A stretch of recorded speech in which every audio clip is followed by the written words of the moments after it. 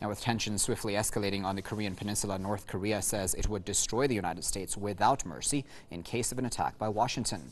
In a statement, the country's military warned of the toughest counteraction against the U.S. and its naval forces, saying it would not give the aggressors a chance to survive.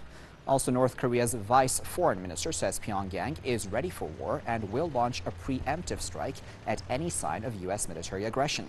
The threats come as a U.S. aircraft carrier is on its way to the Korean Peninsula amid reports that Pyongyang might soon conduct another nuclear weapons test. Meanwhile, both Russia and China have advised all parties against provocative action.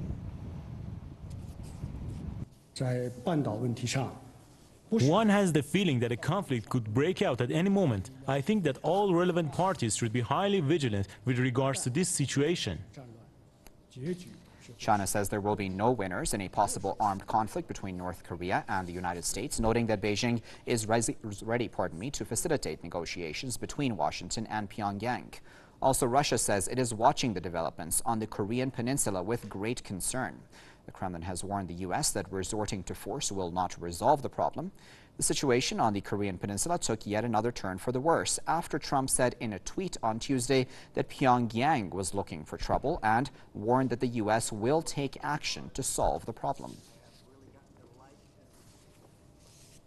To discuss that, we're now joined by Jason Unruhe, who is a political commentator and analyst, and he's joining us live now from Ontario via Skype. Jason, thanks for joining us. What do you make of the possibility of war on the Korean Peninsula? I think it's starting to look more like there's a possibility that there's going to be a war between the two sides. Both have drawn their respective red lines. They've made their intentions very clear. It seems very likely that the DPRK is going to carry out a nuclear test on the 105th anniversary of the birth of the state's founder, Kim Il-sung. The U.S. says, if you do the test, we will invade, we will take preemptive force. The DPRK says that if you take any actions, including preemptive strikes or preemptive force, they will retaliate, saying that they will ruthlessly savage the United States if it comes, under attack. And they said specifically that they would strike U.S. bases in the Asia Pacific, including the South Korean presidential palace, if the U.S. attacks. And I suspect that this is an answer to the drills where they practice the decapitation strike to eliminate Kim Jong-un ahead of time.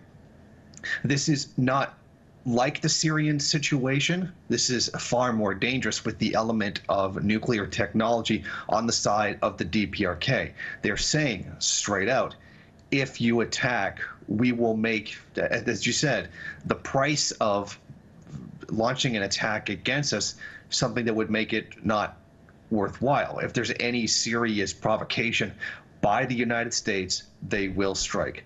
Both sides are not backing down, and it seems like one or the other is going to have to break. And Jason, I'm wondering then, North Korea says, in part at least, that its nuclear weapons program is a deterrent, for any U.S. aggression. Has that not worked? I think it has worked to a very large degree. Previously, they had massed artillery, tens of thousands of pieces along the border ready to completely decimate the city of Seoul in the event of an invasion. The U.S. is probing them. This is a battle of wills right now.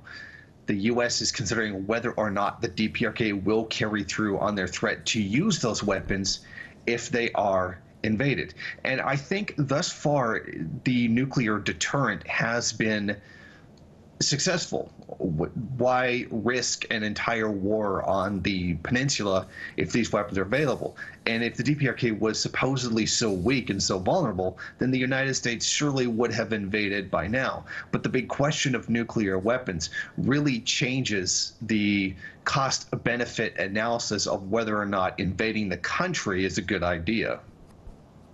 All right, Jason, we'll leave it there at that. But of course, we appreciate you sharing your insight with us.